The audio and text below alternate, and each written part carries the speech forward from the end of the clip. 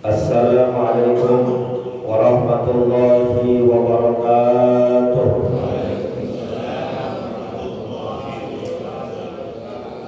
Bismillahirrahmanirrahim. Alhamdulillahirabbil alamin. Allahumma shalli wa sallim ala sayyidina Muhammadin wa ala alihi wa sahbihi ajma'in, amma ba'du. Fa inna asdaqal hadits kitabullah wa khairal hadi hadi sayyidina Muhammadin sallallahu alaihi wasallam, wa syarrul umuri muhdatsatuha, wa kullu muhdatsatin bid'ah, wa kullu bid'atin dhalalah, wa kullu dhalalatin finnar. Subhanaka la ilma lana illa ma 'allamtana innaka antal alimul hakim. Rabbi shrah li sadri wa yassir li amri wahlul 'uqdatam min lisani yafqahu qawli. Amin.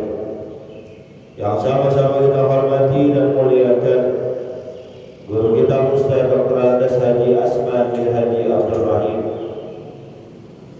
Ketua Masjid Al-Istiqomah Ustaz Asma'i binti Haji Abdul Rashid Siddiq, bapak-bapak, ibu-ibu, hadirin jemaah yang dimuliakan oleh Allah. Alhamdulillah, kita masuk ke hari 25 daripada Ramadan.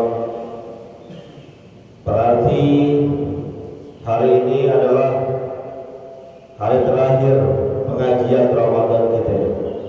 Penutupan. Biasanya kalau penutupan suka ada pemburinya. Mungkin ada kali terakhir.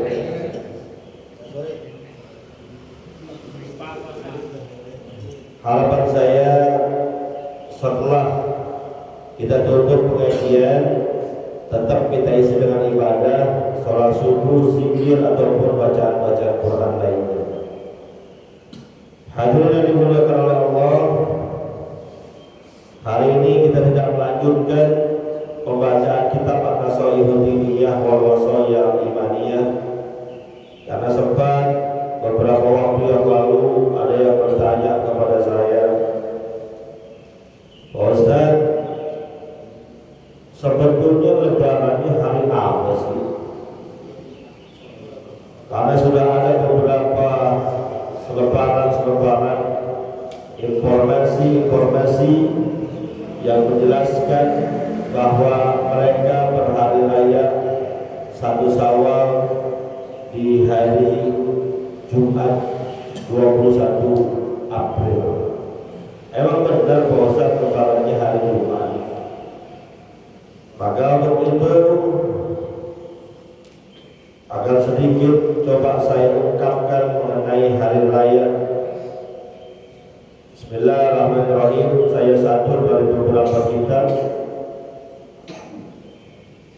Bagi kita umat Islam, dalam beribadah itu adalah patokannya bagaimana Rasulullah SAW mencontohkan dan juga mengajarkan. Jadi nggak bisa penentuan lebaran semaunya kita, penentuan puasa semaunya kita, penentuan sholat semaunya kita. Karena Rasulullah SAW adalah salah satu fungsi diutusnya oleh Allah sebagai penjelas dari kitab Al-Quran. Nah, berkaitan dengan berpuasa dan berhari raya, baginda Rasulullah SAW bersabda, "Sumu liru'yatihi wa aftiru biru'yatihi." Berpuasalah kalian kalau sudah melihat bulan, dan berlebaranlah kalian, hentikan puasa kalau sudah melihat bulan. Bahasa yang digunakan oleh Rasulullah SAW adalah ru'yatul hilal. Kata ru'yah diambil dari bahasa Arab ro'a yaro. Ro'a yaro artinya melihat. Lalu masdarnya bisa ru'yatun, bisa ro'yun. Ru'yatun dan ro'yun, saya pelan-pelan ya biar pada paham banget. Ru'yatun dan ro'yun akar katanya sama, ro'a yaro, artinya melihat.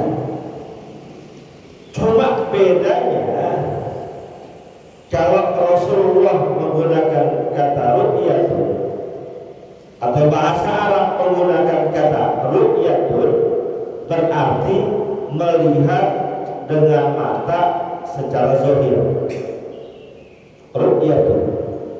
Tapi kalau menggunakan kata-kata ro'yun yang artinya melihat juga, berarti melihat dengan pemikiran dan juga logika, bukan melihat dengan mata. Jelas kan? Jelas kan? Ru'yatun dan ro'yun berbeda. Maka karena bahasa Rasulullah yang digunakan adalah ru'yatun, ketika dalam urusan melihat bulan Rasul menggunakan kata-kata ru'yatul hilal, maka sebagian besar ulama, sebagian besar, saya nggak mengatakan seluruhnya, sebagian besar ulama menjelaskan yang dimaksudkan di situ adalah melihat secara langsung, bukan dengan logika, bukan dengan pikiran, bukan juga dengan hitung-hitungan. Maka untuk kita di Indonesia, pemerintah kita menggunakan metode ini, ru'yatul hilal, dengan melihat bulan. Jika pada tanggal 29 Ramadan yang jatuhnya hari Kamis maghrib, ketika di ru'yah kelihatan hilalnya, maka berarti besoknya Idul Fitri. Kalau tidak melihat, berarti digenapkan bulan Ramadan menjadi 30 hari, yang akhirnya Idul Fitrinya hari Sabtu. Lah kok bisa ada beberapa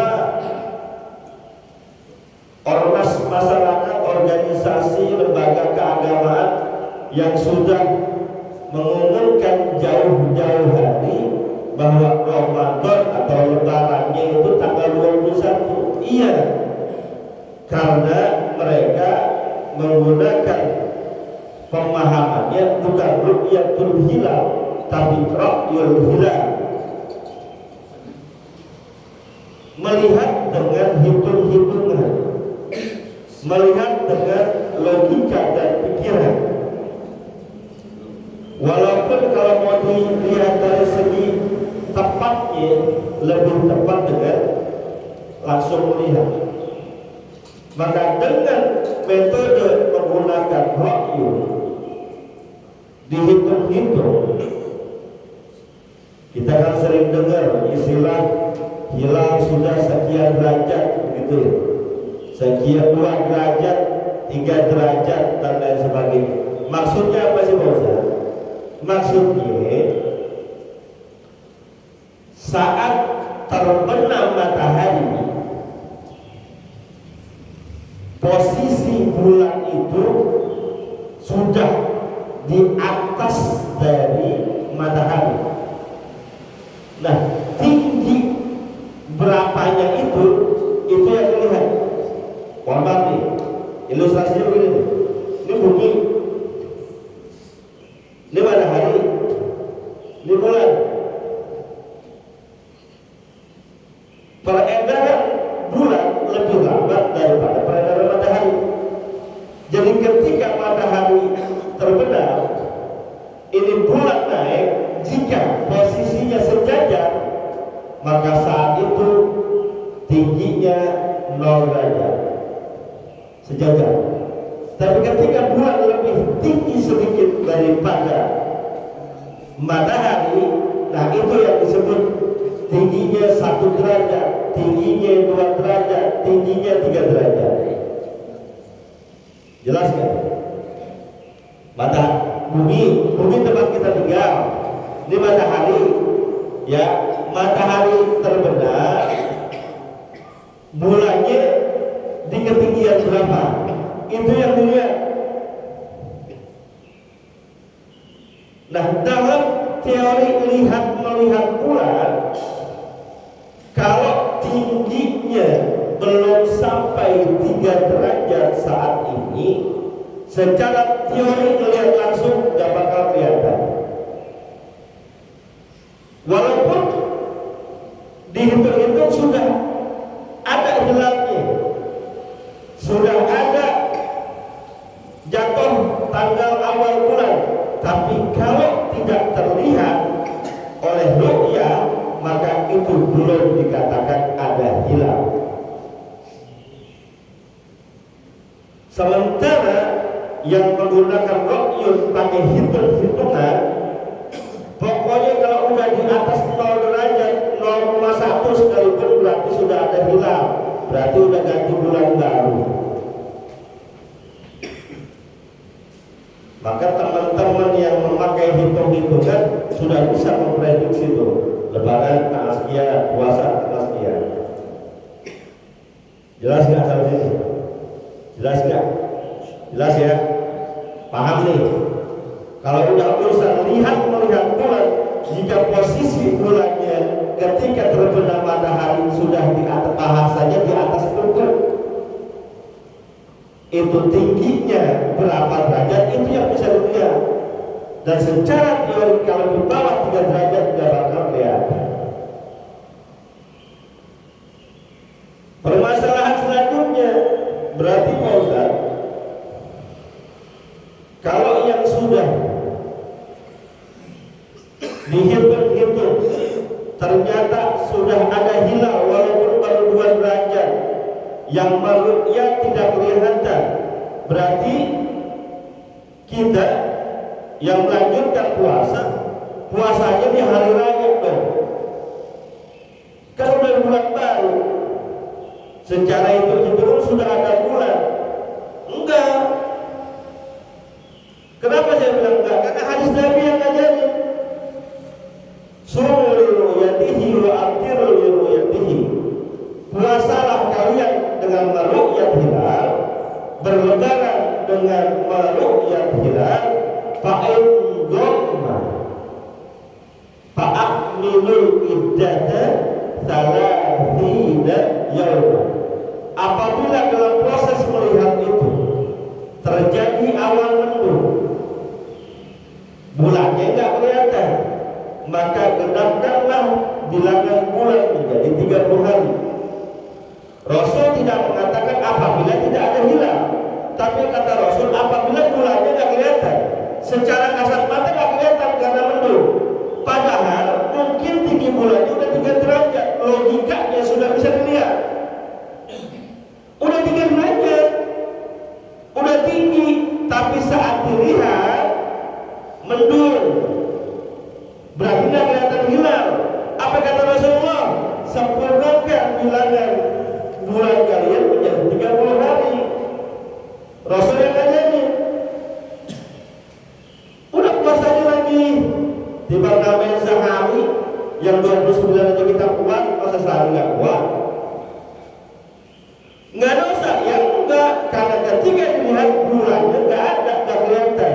Faktornya banyak, diantaranya mendung. Bukan hilalnya nggak ada, hilalnya nggak kelihatan, hilalnya ada, tapi nggak kelihatan. Karena apa? Karena mendung. Atau hilalnya ada, benar ada 2 derajat, tapi tidak bisa dilihat. Maka ketika posisinya seperti itu, hilalnya ada, tidak bisa dilihat, kata Rasulullah, genapi 30 nggak usah bingung.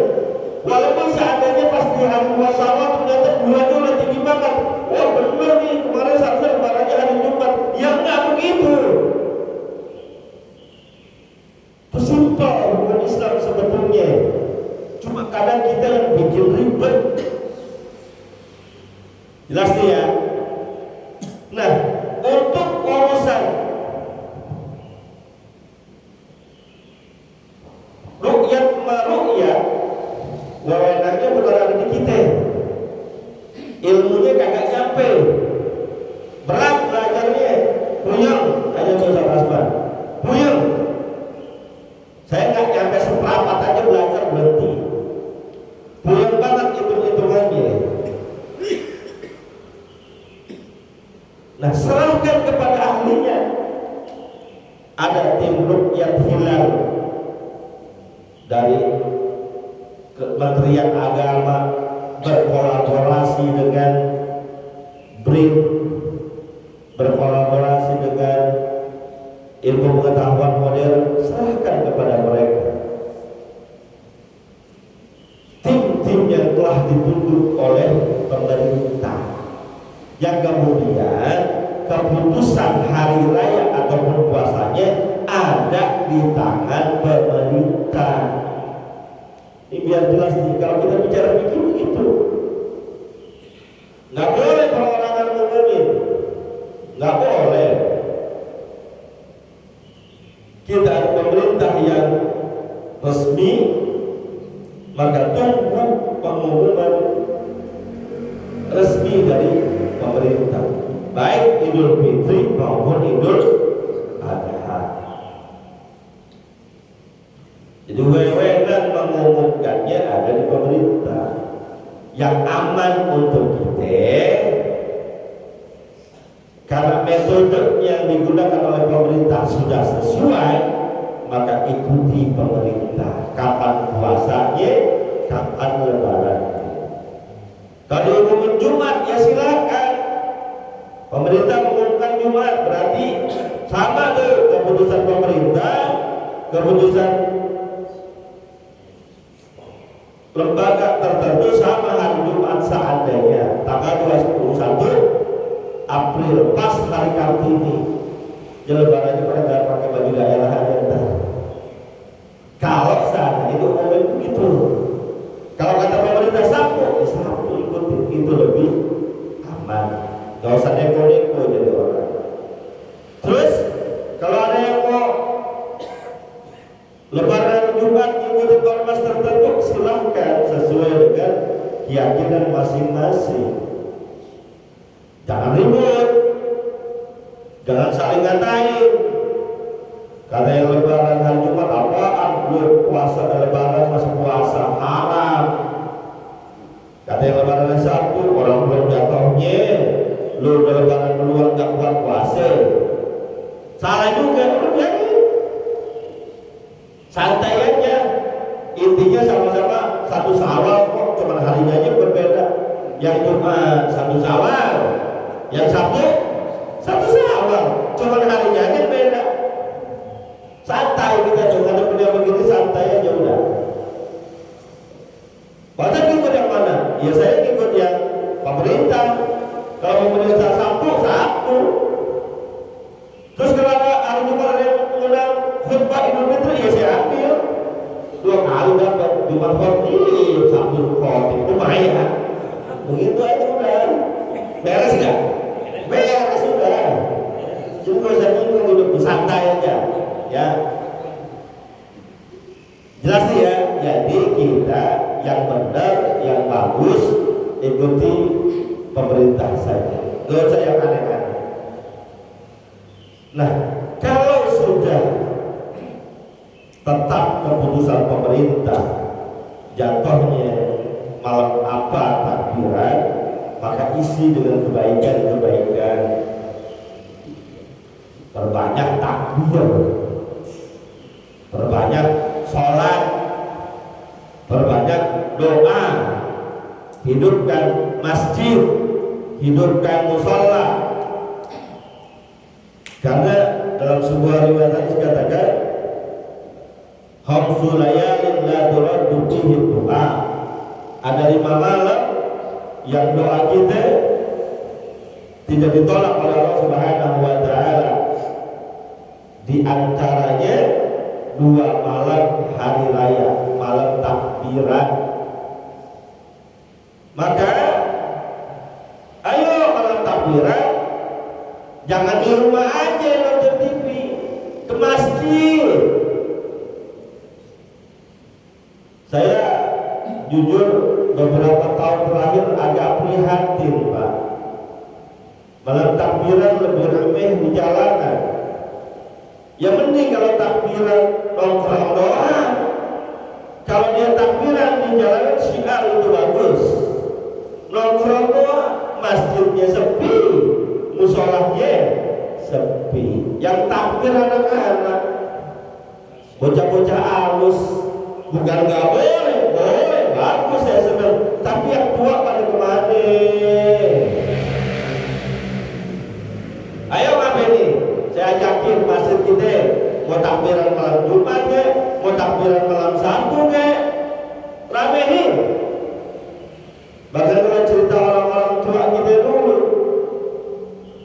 itu malam takbiran, selain dari takbir di masjid, keliling itu tahlilan, rumah ini tahlilan, rumah ini tahlilan, rumah ini tahlilan, bahkan tahlilan sampai jam 2 pagi. Enak ustadznya nggak bikin ketupat, di sini bikin ketupat, soalnya ketupat 10 rumah aja. 1 rumah berkati 50 dia punya ketupat, anteng udah bisa.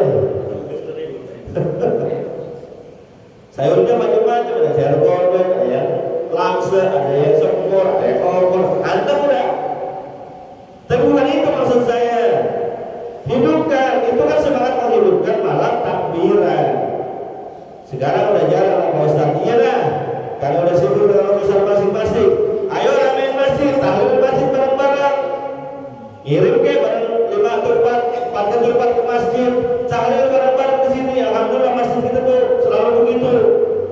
Tahlil bareng-bareng, kirimin, doain orang-orang tua kita yang telah meninggal dunia. Jangan pikirin kita doang, orang tua kita juga pikirin. Tahlil bareng-bareng di sini. Ayo apa hidupin masjid musolahnya. Di rumah mau ngapain? Setrika baju. Ya setrika baju biar istri kita ya udah. Kita mah gak usah numpuk kuli. Udah gak ada sekarang, numpuk kuli udah jarang, beli jadi.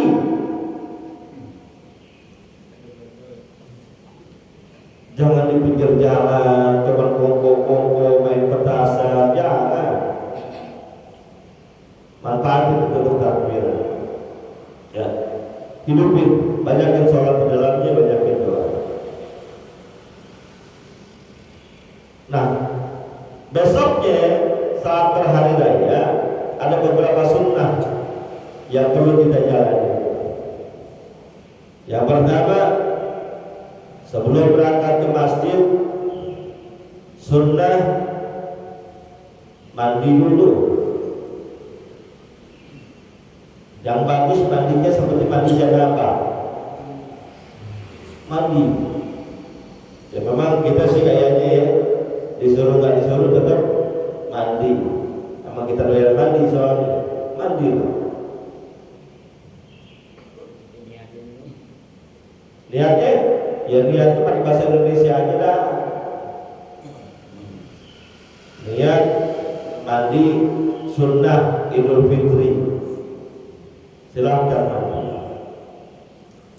Mandi sebelum subuh juga mencukupi. Ya, mandi sebelum subuh juga mencukupi.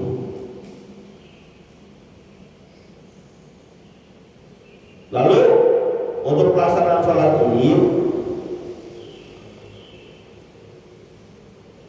waktu maksud sholat Id itu sama persis dengan waktu masuk sholat duha. Saya sering bilang yang gampang hitung ya. Ada yang bilang 1,5 jam setelah sholat subuh. Tapi saya pakai 2 jam setelah sholat subuh. Kalau jam subuh sekarang 4.35, berarti waktu masuk sholat Id itu jam 6.35. Kalau bisa besok jangan jam 6, silakan kurang 6.35. Biarin udah perlu dikit gak apa-apa. Udah banyak yang tutup, sholat. Biar waktunya nggak terlalu kecepatan. 6.30 lah ya. Itu udah maksimal banget. Karena di kita ini kadang-kadang jam 6 udah luber. 6.30 atau 6.35. Itu waktunya. Boleh nggak sholat sendiri? Boleh. Boleh banget. Bagi yang kesiangan. Kalau yang nggak kesiangan di masjid nggak be? Kenapa? Syiar. Rasulullah bilang yang lagi haid, yang lagi nifas datang ke tempat sholat itu walaupun nggak sholat dengar khutbahnya. Syiarnya. Laki-laki nggak sholat itu di rumah, ngapain? Sholat itu hukumnya sunnah muakkadah.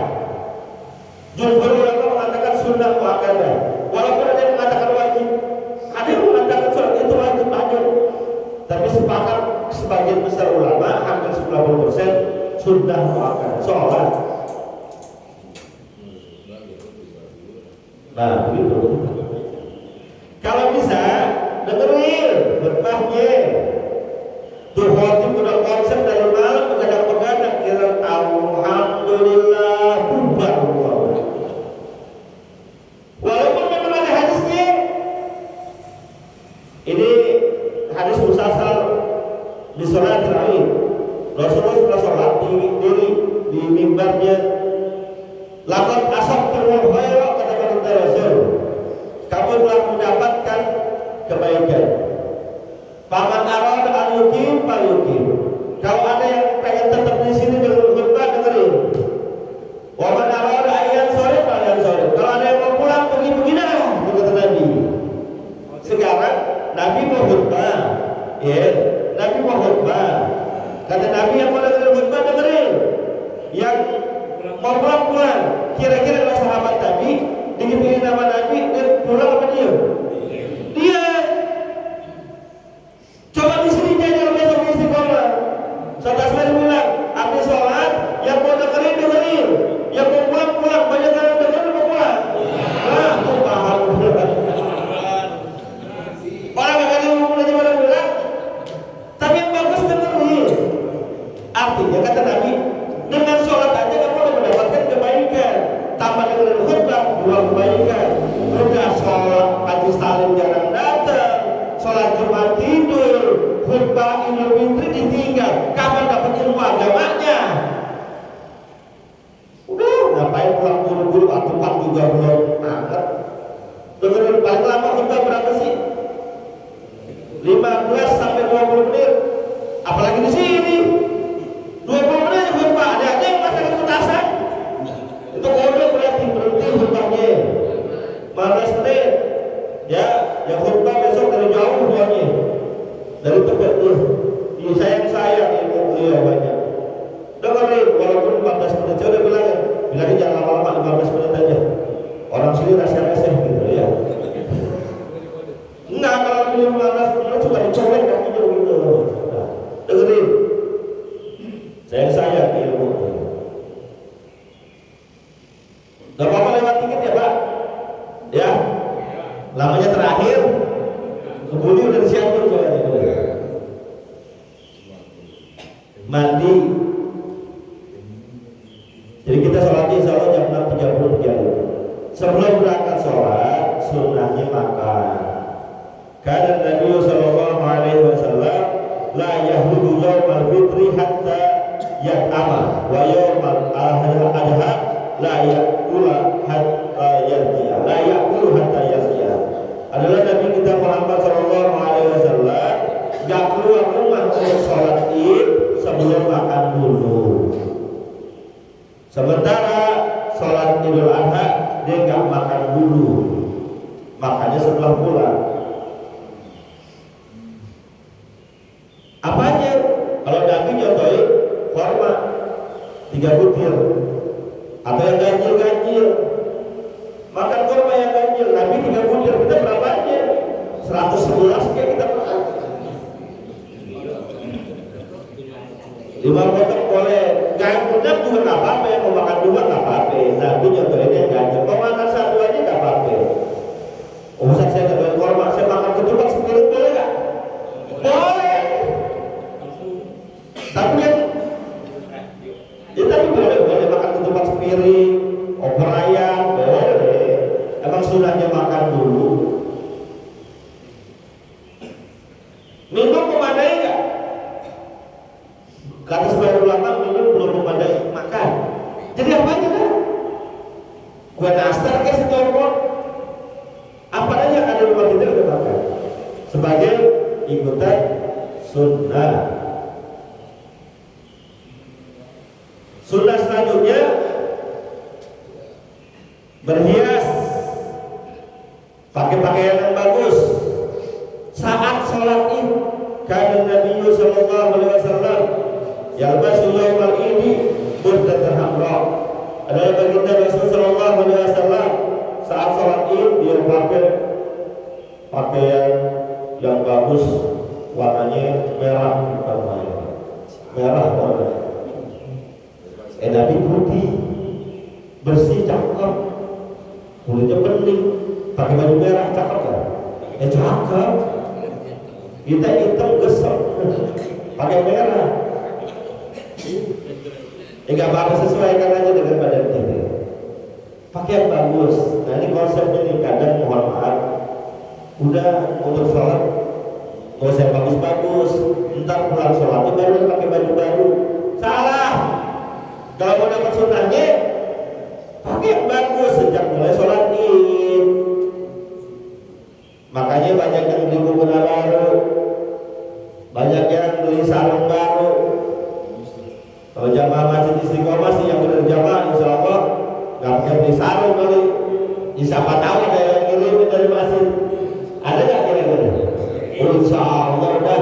Kalau belum ada namanya catat terus atas mari. Ada insya Allah dikasih pakai yang lama masih bagus Pak Ustaz. Kalau emang bagus, memang tidak dianjurkan yang baru, dianjurkan yang bagus. Tapi kalau tahan bismillahnya pakai aja. Oh Pak Ustaz, saya dikasih kain sama 7 masjid, semuanya pakai. Jangan, pakai 1 aja. Yang kan simpan, ntar yang membutuhkan kasih. Lumayan kan, kalau setahun ada sisa 6 sarung untuk kita di rumah kita, 3 tahun akan sekali jual 1.200.000 saja. Pakai yang bagus Pak, yang baru. Yang bagus identik dengan baru, dia pakai. Nggak bisa pakai sorban, pakai sorban. Sarung baru, baju koko baru, dalaman baru, sendal baru dong. Enggak kalau hilang, insya Allah enggak hilang. Gak tuker iya, tuker apa yang kelaikan.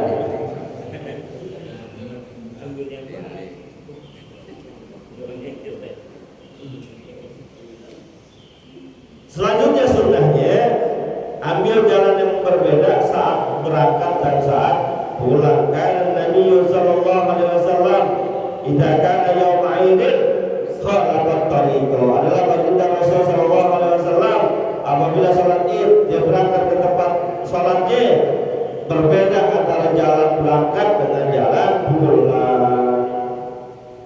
Sunnah Pak, sunnah.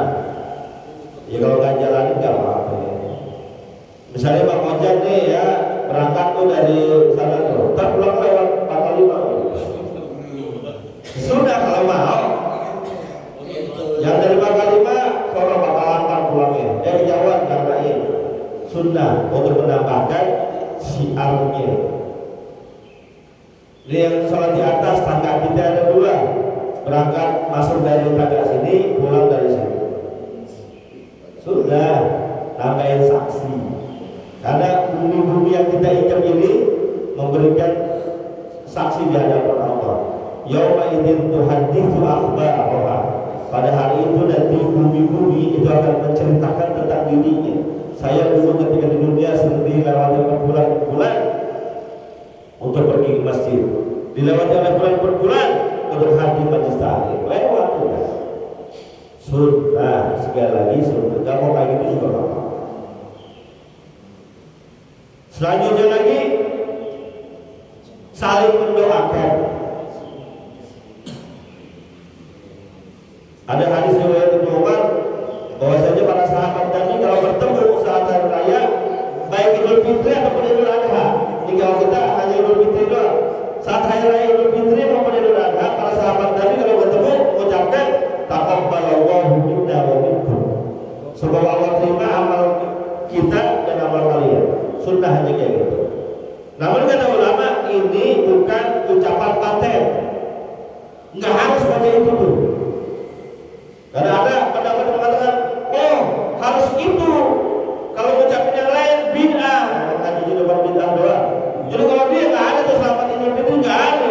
Cuma taqabbalallahu minna wa minkum, taqabbalallahu minna wa minkum. Karena contohnya kayak gitu.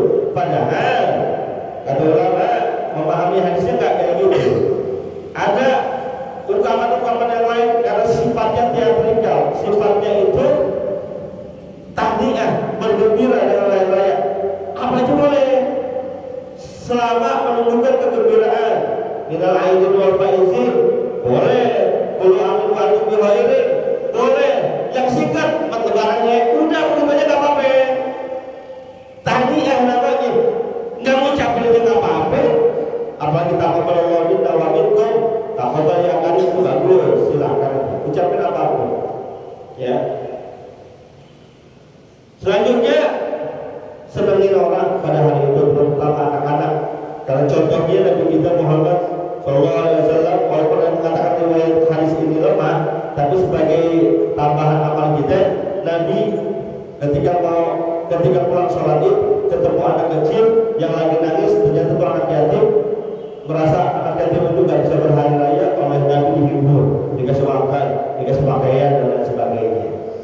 Nah ini ikutan kita, senangin orang, anak kecil terutama. Makanya di kita lebaran suka bagi-bagi duit, betul ya? Nih, ada kira-kira setahun 2 tahun yang lalu, entah keluarganya apa enggak, ada ungkapan begini, jangan ajarin anak-anak kita jadi pengemis pada hari raya. Bukan kita ngajarin mereka pengemis, ngajarin kita yang kerjaan cuma sedekah. Tuh anak gak bakalan minta kok bagi-bagi duit. Nih ada orang gak mau bagi-bagi duit, bilang dulu, saya hari raya gak bagi-bagi duit, kenapa? Gak pengen ngajarin anak-anak saya jadi pengemis. Bukan gak pengen ngajarin anak-anak anda jadi pengemis, ente pelit, itu aja udah. Kebangetan pelitnya. Lebaran masih gak mau bagi-bagi duit, timbang 5.000 10 orang 50.000, gimana? Berapa orang sih anak kecil yang bertamu di rumah kita? Senengin, girangin, makan makanan yang enak, masak yang enak. Anak kecil kasih 5.000 2.000 boleh lah yang 2.000 dibanding 2.000 ke rumahnya. Kurang aku juga 2.000. Kalau ada rumah penwas yang datang 20.000 100.000 rumahnya rame, insyaallah. Didoain oleh orang-orang yang datang. Jadi bagi-bagi itu bagian dari kesunahan menyenangkan hati orang-orang yang sedang berhari raya. Mudah-mudahan ada manfaatnya. Hadirin yang dimuliakan oleh Allah, sebagai sebuah penutup, saya mohon dimaafkan maaf yang sebesar-besarnya, yang seluas-luasnya apabila dalam pengajian selama 25 hari di bulan Ramadan ini ada banyak kekeliruan, kesalahan, kehilapan. Karena yang banyak ngomong pasti banyak salah. Kalau bapak-bapak gak bakal ada yang salah.